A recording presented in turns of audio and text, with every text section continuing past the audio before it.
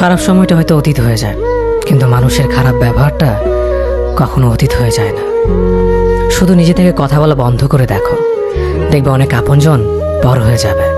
আসলে কেউ আপন হয় না। যারা তোমার ক্ষতি চায় তাদের আঘাত করবে না, তাদের সামনে একটু হাসি মুখে বাঁচবে। দেখবে তুমি আঘাত করলে যা কষ্ট পেত, ওরা তার থেকেও বেশি কষ্ট পাবে। যত মিশবে ততই মানুষ চিনবে, অভিনয় যে কত প্রকার হয় তা বুঝতে পারবে। সবাইকে তোমার সত্যতা জানানোর দরকার নেই, যে যা ভাবে তা নিয়ে সমালোচনা করতে দাও।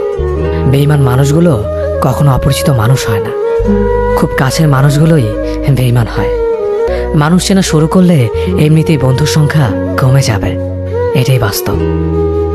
3টি কথা মনে রাখবেন: যে তোমাকে সাহায্য করে তাকে কখনো ভুলে যেও না, যে তোমাকে ভালোবাসে তাকে কখনো ঘৃণা করো না, যে তোমাকে বিশ্বাস করে তাকে কখনো ঠকিও না।